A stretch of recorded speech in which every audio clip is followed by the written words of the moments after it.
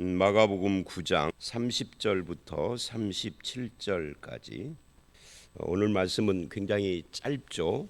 7절, 8절 이렇게 되는데 이 오늘 말씀 30절부터 10장 45절까지 굉장히 범위가 넓은데, 여기까지 전체 내용은 섬기는 삶을 가르치는 예수님이라고 그렇게 큰 전체의 주제를 생각을 할 수가 있습니다.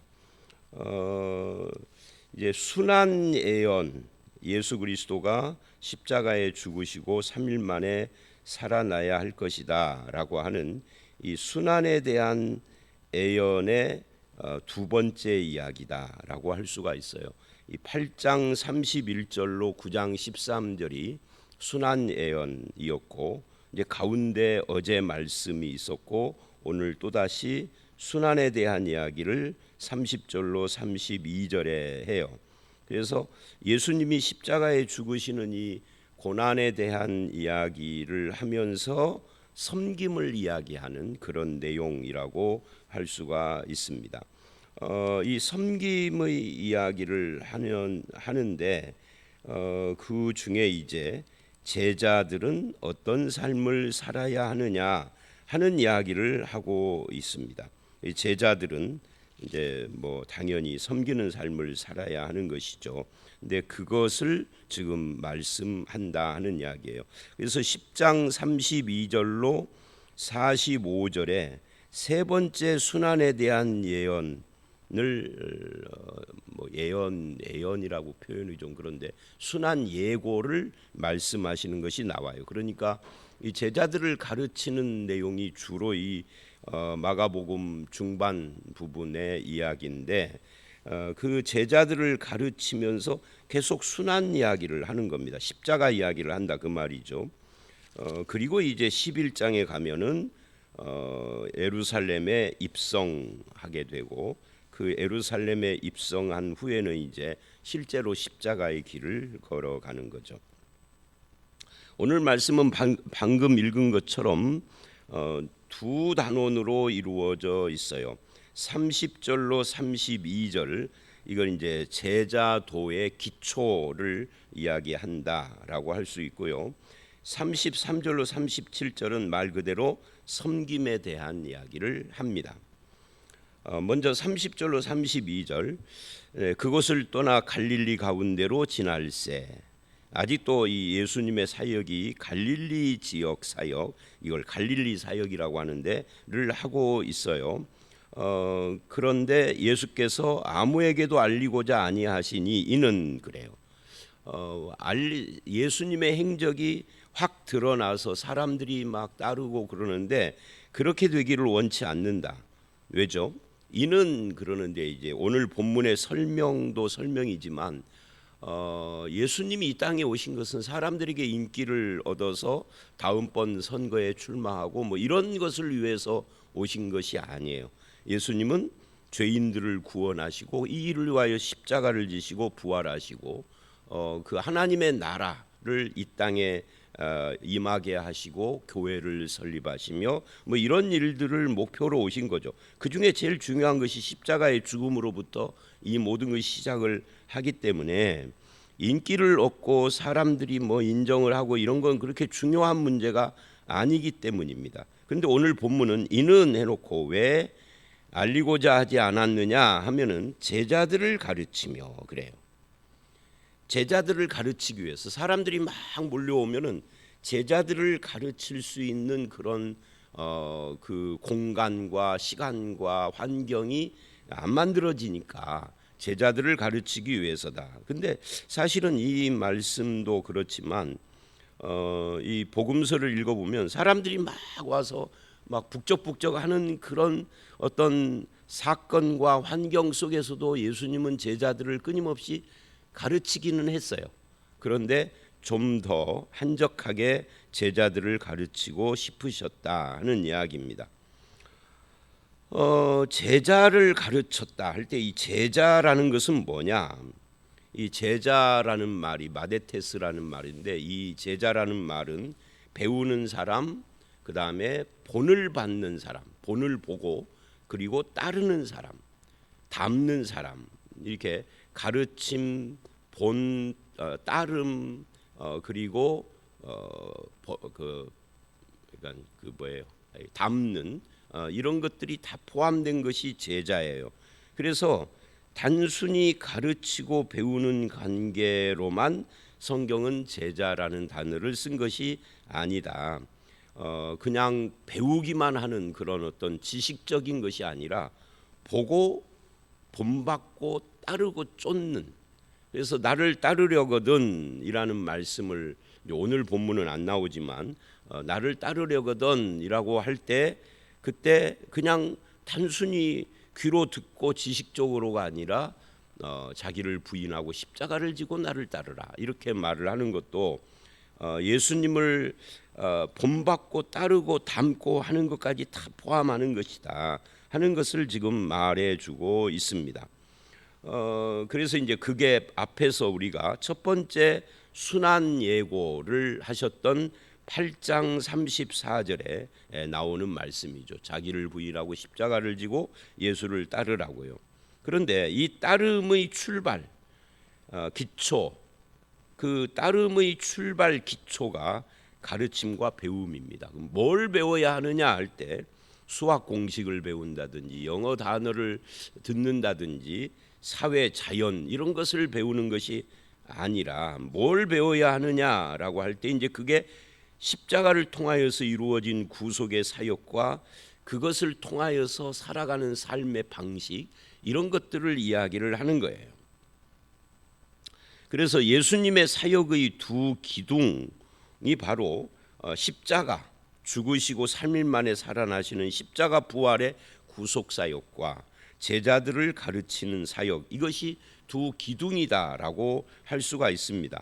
십자가와 부활의 이 구속의 사역은 하나님 나라, 생명, 이 죄인들을 구원하셔서 죄로 죽은 자들에게 새 생명을 주시고 하나님 나라가 이 땅에 임하는 것과 관계가 된다면, 이 제자들을 가르치는 사역은 그런 하나님 나라가 세상 속에 전파되는 데 있어서 중요한 자원들을 양성하는 거죠. 그래서 이게 티칭, 가르침과 함께 양육이라고 하는 측면이 함께 있는 겁니다. 그런데 이 양육이라고 하는 것은, 가르치는 것은 말로도 가능하지만 말로만 하는 것이 아니라 실제로 본을 보이고 현장 속에서 어떤 사건 속에서, 그래서 이제 그게 33절 이하에 나오는 거예요. 저들이 길거리에서 서로 다툰 문제를 가지고 제자는 어떻게 살아야 되는가, 예수님은 왜 이 땅에 왔는가를 현장에서 가르치는 거죠. 그러니까 이 제자들이 나중에 복음서를 기록을 하잖아요. 마태, 마가. 누가하고 누가는 이제 바울의 제자인데 마태나 요한은 직접 예수님의 제자잖아요. 이 마가는 또 베드로하고 관계가 되고요. 그러니까 이런 그냥 지식적인 가르침만이 아니라 현장에서 가르침이 일어났다. 그래서 직접 보이는 거죠. 이게 양육이라고 그래요.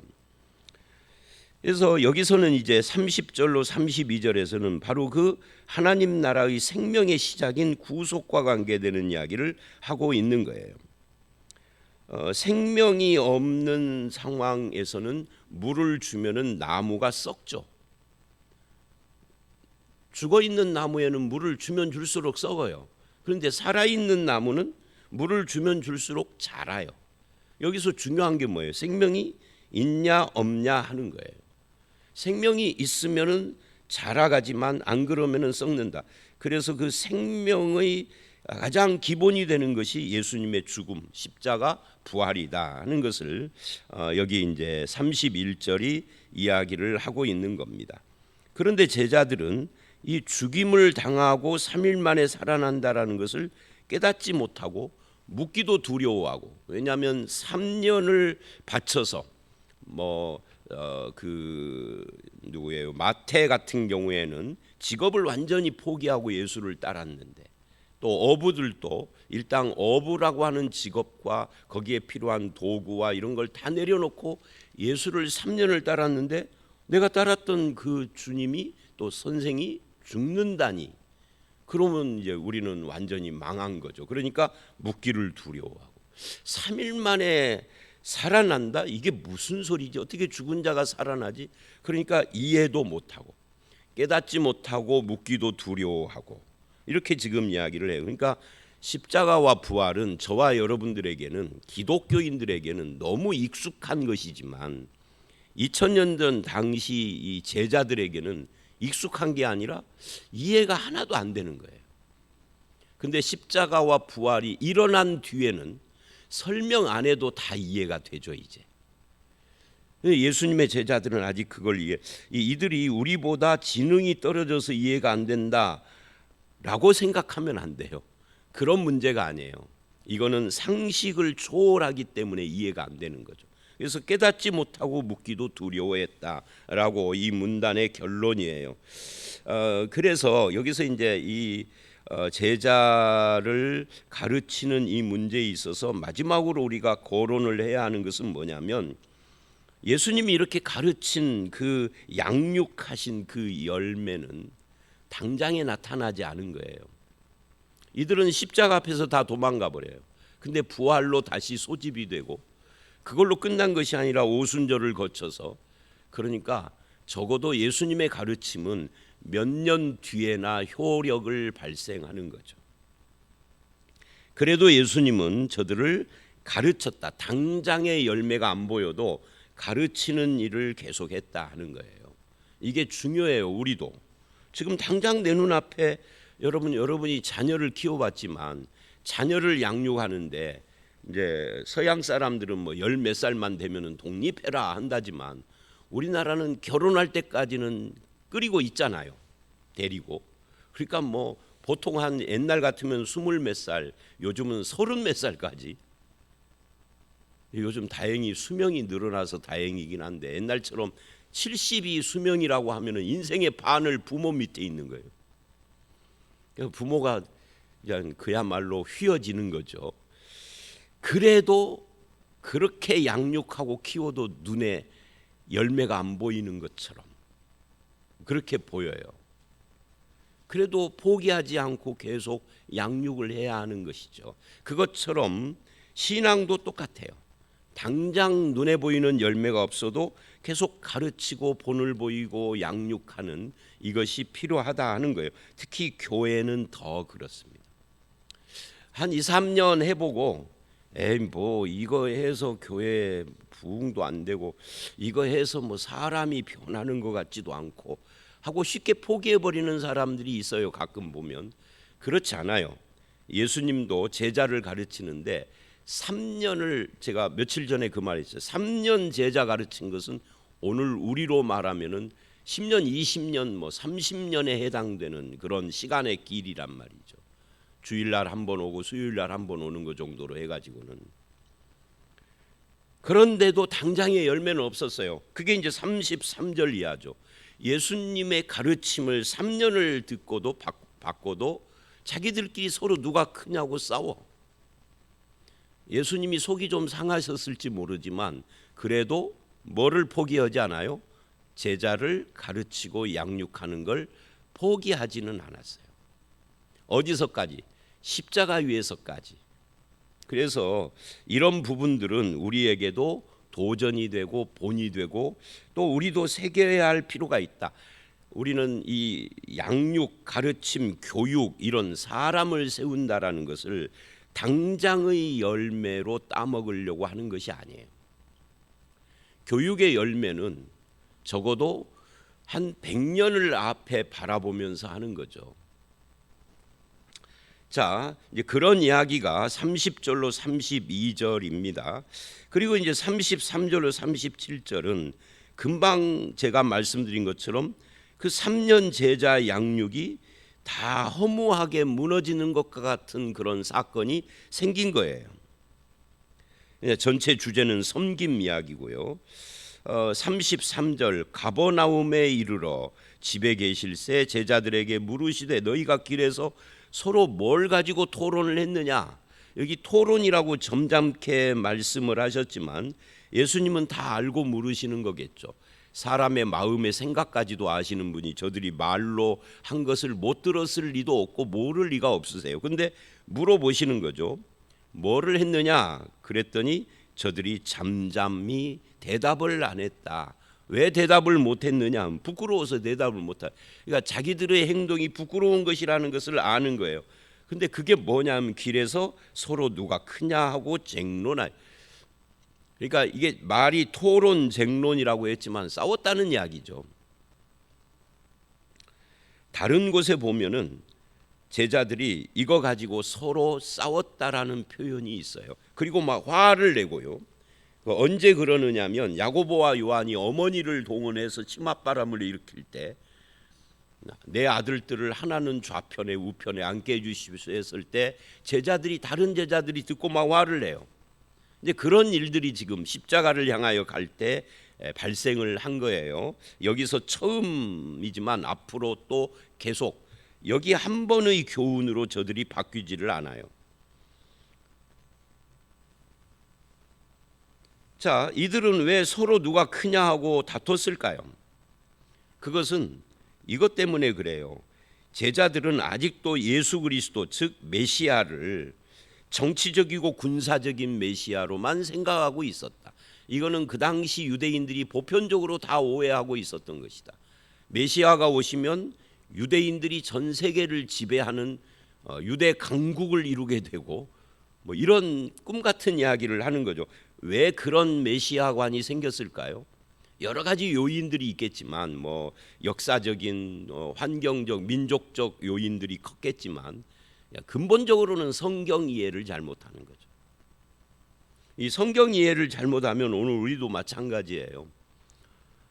그래서 예수님이 지금 이런 사역을 하고 조금 있으면은 이제 거기를 떠나서 10장 1절을 보면 유대 지경으로 가요. 그리고 10장 나중에 이제 그 뒷편으로 가면 예루살렘으로 올라가는 길에 도착을 하게 되죠. 그리고 예루살렘 입성을 11장에서 하는데 예수님이 예루살렘에 가는 것은 왕이 되기 위해서다. 이렇게 딱 고정관념을 가지고 있는 거예요. 제자들만 그런 게 아니라 유대인들이 그래서 예루살렘에 들어갈 때 호산나 찬송을 하면서 길에다가 막 종려나무를 깔고 자기 겉옷을 뭐 유대인 가난한 사람은 옷이 한 벌밖에 없는데 그 겉옷을 깔아 놓으면 나귀가 밟고 지나가면 찢어질 텐데 그래도 상관없어. 이제 이분이 입성을 해서 왕이 되면 우리가 이제 드디어 세계를 지배하는 나라가 될 거야. 요즘으로 말하면 신천지 같은 이단이죠. 그런 생각이. 그때 그 사람들이 그런 생각을 했어요. 신천지는 말하자면 이만희 총회장이 어떻게 되면 그러면 우리가 전 세계의 은행을 내 것으로 삼는다 뭐 이렇게 가르쳤대요. 그러니 얼마나 웃겨요. 이게 유대인들도 그런 생각을 지금 하는 거예요. 그럴 때에 이 12 중에 누가 높은 자리를 차지하느냐. 베드로는 이미 끝났으니까 빼고. 왜? 베드로는 수석이야. 그러면 두 번째 세 번째 자리는 누구냐. 이 세 명을 빼면 나머지는 그래도 출세는 하겠지만 좀 급이 낮은 거죠. 그러니까 싸운 거예요. 그러니까 근본적으로 성경 이해가 잘못된 거다. 이거는 남의 이야기가 아니라 우리도 똑같아요. 예수를 믿으면 우리가 세상에서 잘 되고 이렇게 가면은 똑같은 이야기예요. 그 말이나 이 말이나 같은 이야기. 근데 한국 교회는 예수 믿으면 세상에서 잘 되고 이게 딱 찌들어 있어. 축복관. 그것과 이 정치적 메시아관하고는 같은 겁니다. 예수 믿는다는 것은 여러 가지 것들이 포함되는데 그 중에 하나가 이 세계관, 가치관 이게 바뀌는 거예요. 그 세계관의 변화 속에 아주 중요한 중심 중에 하나가 복에 대한 개념이 바뀌는 겁니다. 그러니까 우리가 이 세상을 살아가는 동기와 목적과 자세 이게 세계관이거든요. 이것이 바뀌지 않고 예수를 믿어서 술 담배만 끊었을 뿐이에요. 그전에는 절간에 놀러 다녔는데 이제는 교회당으로 오는 걸로 바뀌었을 뿐이에요. 나머지는 하나도 안 바뀌었어. 세속적인 자기 성취, 뭐 출세, 명예, 욕심, 권력 이런 것은 똑같아. 그러니까 지위 다툼에 매달려 있는 거죠. 이들은 참 제자가 아직 아닌 거예요. 문제는 그걸 속으로 감추고 있을 때는 안 드러나는데 이제는 예수님의 사역이 3년째로 접어들고 예루살렘을 향하여 지금 가려고 하는 이 마당에서는 더 이상 감출 문제가 아닌 거예요. 이게 이제 드러내는 거죠. 이제는 때가 가까웠다. 이번에 공천 못 받으면 이런 심정인 거예요. 그래서 막 공천 때문에 탈당을 하고 뭐 몇십 년 동안 서로 욕하며 싸웠던 그 당으로 옮기잖아요. 요즘 보면은 예수님의 제자들도 지금 절박한 겁니다. 지금 수상한데 자꾸만 죽고 부활하는 이야기를 계속 하시는데 이제 막바지인데 이때 내가 내 자리를 확보해야 하는데 이런 생각을 했을 것이다 그 말이에요. 자, 그런데 여기서 이제 예수님이 가르치는 겁니다. 35절로 37절. 하나님 나라의 정신이 뭐냐? 너희는 내가 지금 메시아로 이 땅에 온 것이 왕 되는 것이라고 생각하는데 옳다. 나는 하나님 나라의 왕이다. 세상 나라의 왕이 아니다. 근데 이 하나님 나라, 내가 와서 세우는 이 나라의 기본 정신이 뭐냐? 그건 높아지는 것이 아니라 섬기는 자가 되는 거다. 이 이야기를 지금 하는 거예요. 저들의 그 다투는 상황 속에서. 근데 이 섬김이라는 것이 어떤 행동, 우리가 이제 이런 섬김, 그러니까 이게 성경 묵상, 큐티 이런 거를 하다 보면은 이런 말씀 속에서 이게 섬김이다. 그러면 이 섬김을 어떻게 나에게 적용할 것인가라고 할 때, 오늘은 내가 설거지를 해야지, 또는 청소를 해야지. 좋습니다. 그거 좋아요. 청소한다, 설거지한다, 좋아요. 네, 그런 것보다 일단 우리 마음이 겸손해져야죠. 설거지 안 해도 좋아요. 겸손해져야죠. 청소 안 해도 괜찮아요. 낮은 마음을 품어야죠. 그러지 않으면 설거지한다, 청소한다 그런 걸로 이 말씀을 적용하고 끝나버리면 아무 의미가 없어요. 자, 그래서 여기 예수님은 이렇게 말을 합니다. 첫째 되고자 하면은 끝이 되며 무사람을 섬기는 자가 되어야 하리라. 이게 마음입니다. 첫째가 되고자 하는 그 마음을 내려놔야 한다는 거예요. 톤 다운 시켜라는 거죠. 어떤 행동 한 가지 한 걸로 이 말씀을 퉁치면 안 된다는 거예요. 나의 나된 것은 주님의 은혜라는 그 은혜 의식으로부터 시작을 해서 섬기는 자가 되고 끝이 되고 이렇게 되어야 한다 하면서 이제 어린아이 하나를 세워서 실예를 드는 거예요. 36절. 가운데 세우고 안으시며 이래요. 누구든지 내 이름으로 이런 어린아이 하나를 영접하면 나를 영접하는 것이요. 그러니까 어린아이를 영접한다라는 것은 어린아이와 내가 같아진다, 뭐 이런 의미를 가지고 있는 거죠. 누구든지 나를 영접하면 나를 영접함이 아니요 나를 보내신 이를 영접함. 그러니까 어린아이라는 것은 힘이 없고 여러분 어린아이를 가까이 오면 나에게 어떤 이익이 오죠? 아무 이익이 없어요. 내 주머니에서 돈만 나가지. 과자 사줘야 될 거 아니에요. 그런데 그런 사람, 이 사람하고 내가 연결돼서 가까이 하면은 내 사업에 도움을 줄 거야. 교회 안에서도 그런 사람 찾고 옆에 함께하고, 이 사람하고 연결을 시켜놓으면 내가 어려울 때 도움이 될 거야. 근데 어린아이는 아무 도움도 안 되는 존재. 그들을 영접하라는 것이 바로 이 섬긴다라는 거예요. 대가를 바로 저 사람에게 내가 잘해주면 어떤 대가가 나에게 올 것이라는 것을 아예 배제하고 사람을 섬기는 거죠. 이것이 진짜 섬김이다 그런 말이에요. 그러면 예수를 영접한 것과 같고, 예수를 영접한 것은 곧 하나님을 영접한 것이다 라고 말을 하는 거예요. 이게 섬김의 본이거든요. 낮아져야 된다. 이게 어디서부터 오는 거예요? 마음으로부터. 이런 생각이. 그래서 자기를 주장하고 나를 드러내고 밥그릇 싸움을 하고 어떤 이득이 있을 것인가를 계산하고 따지고, 나에게 이득이 없을 것 같으면 가까이도 않고, 내 밥그릇이 침해를 당한다 싶으면 막 권위를 부려서라도 그거를 쟁취하고 지키려고 하고 이런 것들이 교회 안에서는 물론 없어야 되지만 기독교인이 이 교회 밖 세상에서 살 때도 그렇게 안 살아야 한다는 이야기를 하는 거예요. 교회 안에서는 섬기는데 직장에서는 권위를 부리는 자야. 근데 집살의 교회. 그러면 안 된다는 이야기예요. 이 부분은 정말 경험적으로 할 말이 많아요. 근데 오늘처럼 짧은 거 가지고 너무 길게 하면 안 될 것 같아서 더 경험적인 적용적인 이야기는 않겠습니다.